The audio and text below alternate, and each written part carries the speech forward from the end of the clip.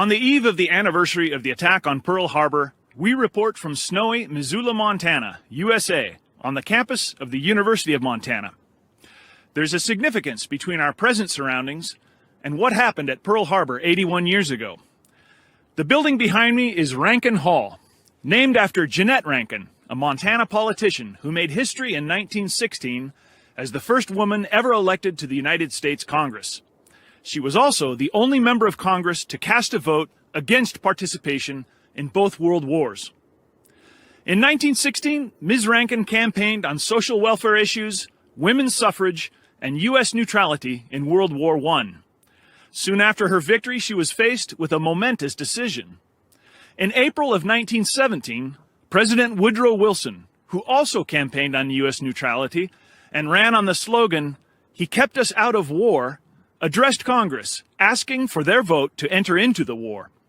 Wilson had already significantly violated neutrality by providing armaments and money to the Allied powers who had been fighting Germany since 1914. In his famous war speech before a joint session of Congress, the president hailed the U.S. government as, quote, "one of the champions of the rights of mankind," and proclaimed that the world must be made safe for democracy. Congress gave Wilson his war, but 6 members of the Senate and 50 in the House, including Ms. Rankin, voted against the resolution. She had told her colleagues, quote, "I want to stand by my country, but I cannot vote for war." Her vote proved very unpopular. The Helena Independent called her, quote, "a dagger in the hands of the German propagandists, a dupe of the Kaiser, a member of the Hun army in the United States, and a crying schoolgirl." She lost the support of the voters of Montana and subsequently lost her seat in Congress. 23 years later, the specter of entry into yet another world war occupied the minds of Americans, who again favored neutrality. Wendell Willkie, Roosevelt's opponent in the 1940 campaign, predicted that FDR would take America to war. Roosevelt countered by promising to not send American troops into battle, and won the election and remained in office for his 3rd term. In the same year, Jeannette Rankin ran again for election to Congress, and this time her anti-war stance was the main pillar of her platform. In 1941, history repeated itself, as Roosevelt gave one of the most famous speeches in American history before a joint session of Congress, the so-called Day of Infamy speech, only one day after the attack on Pearl Harbor. Again, a U.S. president demanded a vote of war from the Congress, and again, Jeannette Rankin voted no. But this time, she was the only dissenting vote. Rankin knew how unpopular her vote would be, and that her stance would spell the end of her congressional career. So why did she vote no? Certainly there were other anti-war congressmen who had also favored neutrality, but were left with no choice but to back Roosevelt after, in his words, the unprovoked and dastardly attack by the Japanese. Even Charles Lindbergh, who campaigned so hard to keep America neutral, changed his mind after Pearl Harbor and avidly supported America's entry into the war. But Rankin stood alone in Congress. Why? Well, we might find the answer in the congressional record of the 77th U.S. Congress of 1942, on the first anniversary of Pearl Harbor, at a time when America was fighting in 2 theaters with the full support of the population. In the record, we find a speech penned by Ms. Rankin entitled, "Some Questions About Pearl Harbor." Listen to some choice excerpts from the speech and decide for yourself whether Ms. Rankin had legitimate qualms about rushing to support Roosevelt's push for war. Mr. Speaker, we have been at war a year. As a member of Congress who voted against the declaration of war on December 8, 1941, I wish to raise a few questions of my own as to the meaning of certain activities which led up to that attack. Pearl Harbor was the greatest thunderbolt in American history. It is proper to inquire, indeed, whether any responsible American source foresaw the Japanese attack. In this regard, I wish to present the following remarkable statement, amounting to a prediction, from the Christian Century magazine of November 19, 1941, 8 weeks prior to the Japanese attack. It is no secret that the whole colonial structure of the white empires is threatening to fall apart unless we intervene in Asia. Many British leaders would welcome American involvement with Japan. The thesis of Sidney Rogerson's pre-war book Propaganda in the Next War, that the surest way Britain can bring the United States to her aid will be to involve us in war with Japan, is being validated by events. What does Mr. Rogerson, who is an English author, have to say specifically about the plans of the British imperialists? His book was banned from export to America by the British censorship in 1939. On page 148, Mr. Rogerson makes this admission as to the plans of the British imperialists. To persuade her, the United States, to take our part will be much more difficult than in 1914. So difficult as to be unlikely to succeed. It will need a definite threat to America, a threat, moreover, which will have to be brought home by propaganda to every citizen before the Republic will again take arms in an external quarrel. The position will naturally be considerably eased if Japan were involved, and this might and probably would bring America in without further ado. At any rate, it would be a natural and obvious object of our propagandists to achieve this, just as during the Great War they succeeded in embroiling the United States with Germany. In other words, 3 years before Pearl Harbor, Britain's imperialists had figured out just how to bring the United States once more to their aid. But exactly how was Japan to be embroiled with the United States? There is no better way of goading a nation into war than by imposing economic sanctions, especially in the case of nations devoid of essential raw materials. Indeed, at the very time Mr. Rogerson was writing his revealing book, the phrase, "economic sanctions mean war," an echo from the League of Nations threat to Italy in 1937, was still on everybody's lips. If Britain were merely to induce the United States to sever commercial relations with Japan, who was extremely dependent upon imports of raw materials in exchange for silk and manufactures for the continuance of her economic life, would not that suffice? Is there any evidence of any specific occasion on which the British government sold this policy of economic sanctions against Japan to the Roosevelt administration? In the Ladies' Home Journal of July 1942, in an article entitled How War Came, Forrest Davis and Ernest K. Lindley, an intimate friend of the president, make the following significant revelation. When they, President Roosevelt and Prime Minister Churchill, met in a Newfoundland Bight for the Atlantic Conference, Churchill wished to meet the issue head-on. He asked the president, as the British, Australians, and Dutch repeatedly had besought this government before, to join an ultimatum declaration to Japan. Now, an ultimatum is a demand accompanied by a threat. It sets up a dilemma. Do so and so, or else.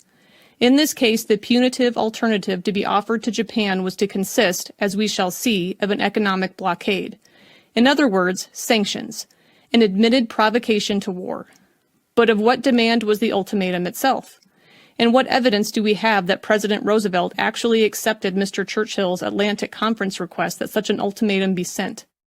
There seems to be excellent evidence that such an ultimatum was sent by President Roosevelt. No less an apologist for the administration's foreign policy than Mr. Henry Luce, editor of Time, Life, and Fortune, has admitted both that President Roosevelt served such an ultimatum on Japan and that it was the sending of this ultimatum which resulted in the Pearl Harbor attack. What is the evidence that the Roosevelt administration, which had frozen Japanese assets in this country as early as July 25, 1941, rapidly accelerated its economic strangulation of Japan following the Atlantic Conference? To secure an accurate statistical answer, I applied to both the Department of State and the Department of Commerce for month-by-month figures on American exports to Japan in 1941. To my surprise, I received from both departments an identical response. Because of the special executive order, statistics on trade with Japan beginning with April 1941 are not being given out. Inasmuch as the Japanese certainly know what they received in the way of goods from the United States through 1941, it becomes proper to inquire, from whom are these statistics being concealed? As a member of Congress, I was, of course, able to exercise my congressional prerogative of securing this data from an administrative department. Because of its allegedly confidential nature, I cannot, however, reveal it at this time. However, a perusal of other sources throws considerable light upon the extent to which the Roosevelt administration invoked economic sanctions against Japan in the months between the Atlantic Conference and the attack upon Pearl Harbor. For instance, in the New York Times of August 17, 1941, page 7, we read, Vice President Wallace, the chairman of the Economic Defense Board, today confirmed reports that this group was already working on projects for exerting trade pressure on Japan. In other words, in less than a week after the Atlantic Conference, the machinery of economic sanctions was getting underway. 6 weeks later, the economic stringency in Japan had become acute, as we read in the New York Times of October 24, 1941, page 36. Japan's raw material shortage has been sharply aggravated, and her industrial activity seriously disrupted by the cessation of her trade with important foreign countries, the Department of Commerce reported today. Ship movements and trade between Japan and the United States, the British Empire, and the Netherlands Indies, it is pointed out, have become virtually non-existent.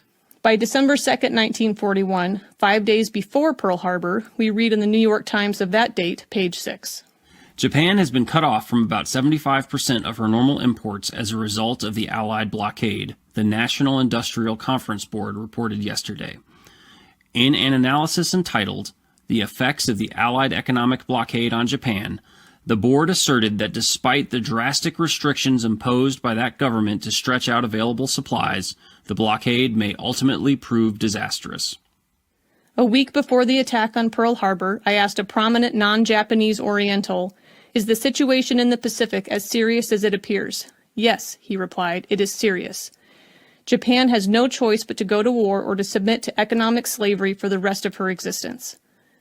The question remains, did President Roosevelt realize that economic sanctions mean war at the time he appears to have adopted Mr. Churchill's suggestion to impose them as the punitive alternative for his ultimatum to Japan?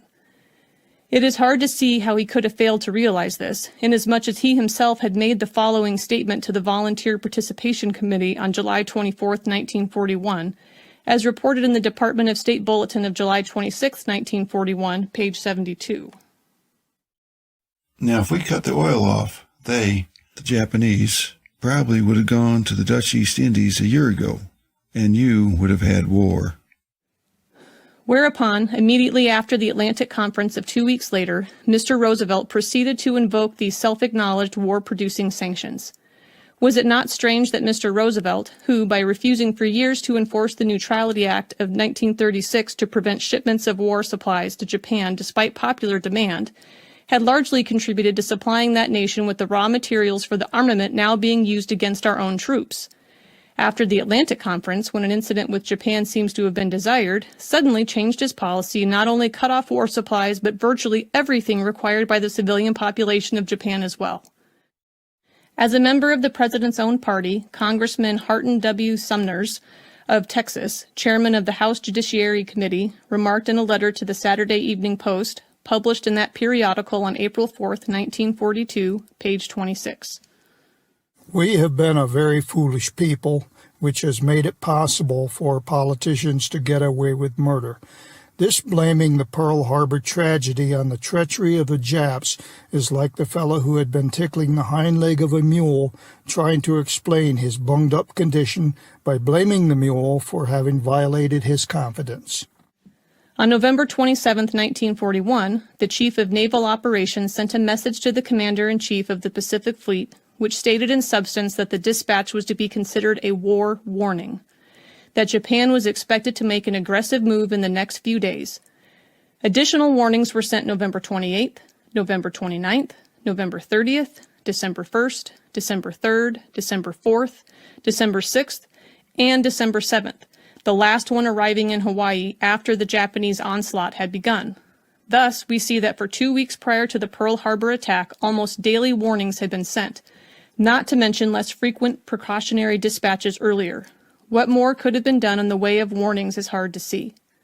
Indeed, do not the frequency, urgency, the very wording of these warnings indicate in themselves that the Pearl Harbor attack came as no surprise whatever to the President? Has Prime Minister Churchill ever admitted attempting to get the United States into this war? Yes, quite frankly, after we were in. This boast was wrung from him, as reported in the New York Times of February 16, 1942, page 6. When I survey and compute the power of the United States and its vast resources, and feel that they are now in it with us, with the British Commonwealth of Nations altogether, however long it lasts, till death or victory, I cannot believe that there is any other fact in the whole world which can compare with that. This is what I have dreamed of, aimed at, and worked for, and now it has come to pass. A blunt acknowledgement, surely. Has either Mr. Churchill or Mr. Roosevelt ever acknowledged that the Atlantic Conference was the specific occasion of their efforts to get the United States into the war by embroiling us with Japan? It is hard to see what else the following admission from Mr. Churchill's speech in Parliament, January 28, 1942, as reported in the New York Times of that date, can be called. It has been the policy of the Cabinet at almost all costs to avoid embroilment with Japan, until we were sure that the United States would also be engaged. On the other hand, the probability, since the Atlantic Conference at which I discussed these matters with President Roosevelt, that the United States, even if not herself attacked, would come into the war in the Far East and thus make the final victory assured, seemed to allay some of these anxieties, and that expectation has not been falsified by the events. This would seem to indicate that not only did President Roosevelt accede to Churchill's pressure to send an ultimatum to and impose sanctions upon Japan, but made a blanket commitment to bring America into the war even if Japan did not attack. Today, approximately 1 million American boys are fighting from 3,000 to 8,000 miles away from home. The American people are willing to struggle for the, quote, 4 freedoms, but we realize that we must retain them at home if we are going to give them to others. Exercising our traditional right of free speech and free inquiry, we are going to continue to ask and seek answers to all questions as they arise. When are we going to get the full story of what happened at the Atlantic Conference? We asked for it then and ask for it now. When President Roosevelt had so persistently refused to enforce the Neutrality Act against Japan when public opinion definitely demanded it, why did he so suddenly change his policy at the Atlantic Conference? A year ago, one of my congressional colleagues, having observed for months the adroitness with which President Roosevelt had brought us ever closer to the brink of war in the Atlantic, only to be continually frustrated in the final step by a reluctant Congress, seeing fate present the President on December 7, 1941, with a magnificent moral categorical, right out of the blue, a casus belli beyond all criticism, exclaimed in despair, "What luck that man has!" But was it luck?